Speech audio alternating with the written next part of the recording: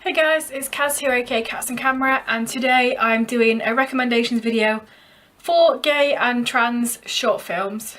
Now, the beauty of this recommendation video is you don't have to go out and buy a film, you don't have to go out and buy or borrow a book. All of these short films will be linked down below to watch right here, right now, so definitely check those out. Now, honestly, there are hundreds and hundreds of short films on YouTube that you can probably find, but I've compiled a list of 11 to talk about today. I'll probably miss some out that I really like, but it's hard to remember all of them. So yeah, let's just get into it. The first one I'm going to recommend is Oh Beautiful. This is an American short which follows two characters, one that has just been the victim of a homophobic attack and another who is friends with the people that have done it. The way this film's shot is really cool. There's a camera on each of the characters the whole way through, so you get to see their emotions constantly. It's split screen, so one is one and one is the other. But it also means that some people are probably not going to enjoy it because of the way it's filmed. But I think it's really good. It's just basically a conversation they have after this attack's happened. The second recommendation is a short called I Don't Want to Go Back Alone. This is a Brazilian short film, and this one follows our main character who is a blind student at school. He kind of gets bullied because all of the people in his class always take the mick out of him because he has to use a typewriter.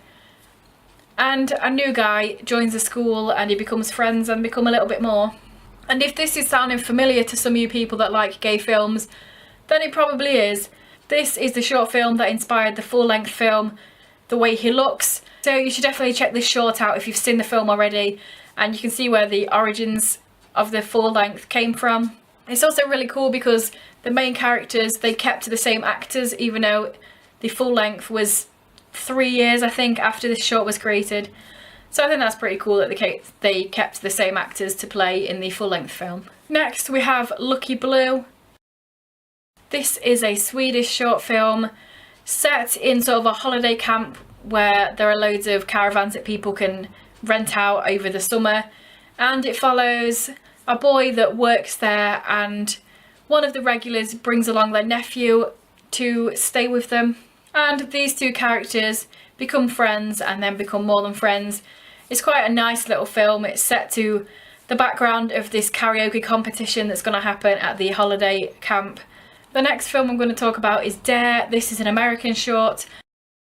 In this short film we follow our main characters. One of them is an actor in the play that they're holding and the other one is a stagehand, and the main actor is terrible at remembering his lines. The main bit of the film takes place at the actor's house, and it's those two talking to each other, having a drink, and then kind of seeing each other's limits on what they will do. Also, this film was turned into a full-length film. I only realised this when I was looking up this short film. I think the full-length film is quite different to the short, so I'm not sure what that's all about. Dare has over 12 million views on YouTube, so I can see why they would make it a full-length film with all that support. The next short I'm going to talk about is Violin. This is a German film, and it's basically centred around this musician who plays the violin. So this guy comes to bring him his weed, I think it is, and sees him play the violin and then wants to learn how to play it himself, I guess. It's a really quiet, nice short. There's not a lot happens, which is not a bad thing, I don't think. Sometimes I like really quiet and easy watching shorts rather than ones that are full of drama and craziness. Next we have Tinnitus Me.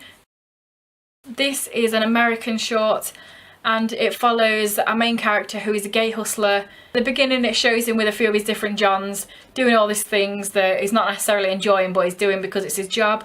And then he gets a message from somebody who obviously wants his servicing, and when he gets to their house he meets this trans woman, and their relationship over this one night is a really nice thing to see. For such a short film, there's quite a lot of different conversations that they have, and yeah, it's really nice. It's really weird though, there's a sequel to this called Tinnitus Me, and it's completely different and weird and supernatural, and there's some sort of demon or something. I don't know what's going on there. But this first one, Tinnitus Me, is definitely a really good film, so you should check it out. The next film is Brawler. I'm probably not pronouncing that right because it's a place in Germany. But this follows a German and a French teen who are friends, and they're exploring Brawler, which is a obviously not used anymore, completely abandoned Nazi holiday camp from the wars. So they're going through these massive buildings, completely derelict and stuff, and having a laugh, and then one thing leads to another, and they see where their relationship takes them, whether they can be friends or more, or completely fall out. This one I couldn't find on YouTube, but I have found a Dailymotion link, so that's below. The next film is Caged. This is a Dutch film. It follows this group of friends that are on this sort of athletics park. So there's the running tracks and there's football fields and stuff like that. And they just spend their time hanging around there. And they see this guy there, and the main group sort of bullies him, takes a mick out of him. But then one of the guys in the group is found out to be having a relationship with this other outcast, and his best friend is kind of trying to come to terms with this, whether he's still friends with him, whether they can't be friends anymore. The next film I'm going to talk about is Brace. This is an English short, and it follows the main character Adam, who's just broken up with his girlfriend, and then is starting to go to gay clubs and stuff to see that side of him. And he meets this other guy, Rocky, and they hit it off. But both of them have got secrets that they want to tell each other, or they don't want to tell each other. And it all sorts of comes together, and they find out different things. And in this we have trans characters. That's kind of a spoiler-ish for the story, but obviously it's good to know that there's trans representation in this film. Next we have Middleman. This is a Scottish film, and it's just kind of a nice little comedy. I think it's only about 5 or 6 minutes long. It's a really short film. But this is centred around a type-to-talk business where people can talk to deaf people on the phone. So they'll say it, the type-to-talk person will type it, and then the deaf person will be able to read it. And in this short we have a guy trying to apologise and explain something to his deaf boyfriend. And it's all kind of silly and builds up to these talking about stuff that probably shouldn't have a middleman in it, if you get what I mean. So it's a nice little short, and it's nice to see that representation of deaf people in the community, and it's cool to see about this type-to-talk business as well. So last but not least, this film is not necessarily a gay film. It's advertised like that, but you could see it as just a friends thing. But that is The Last Time I Saw Richard. This is an Australian short, and it's really creepy. It's a thriller. There's supernatural elements to it. It actually makes your heart go and is kind of scary, which I think is amazing in something this short, to actually make your emotions go that crazy. But in this we follow our main character Jonah, who is at a hospital with people with mental health issues and eating disorders and stuff like that.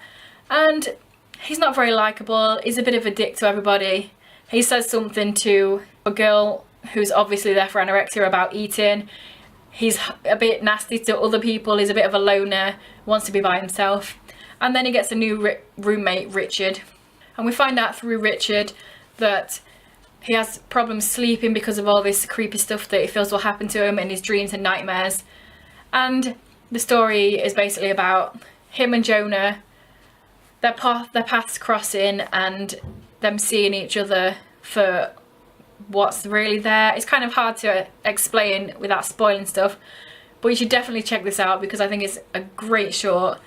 It's very suspenseful, it's very thrilling. And this one was kind of made into a film. So there's a film that's come out recently called Boys in the Trees. I don't think it's actually out properly yet. It's still screening in different cinemas and stuff.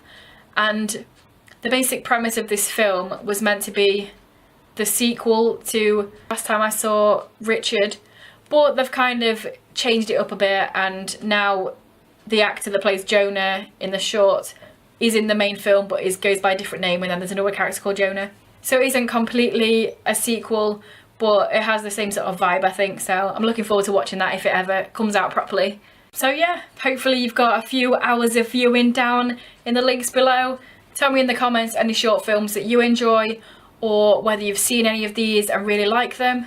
If this is your first video by me, then please check out some of my other ones, and if you continue to like them, then please subscribe, that would be awesome. Anyway guys, I'll see you in a few days with another video. Bye.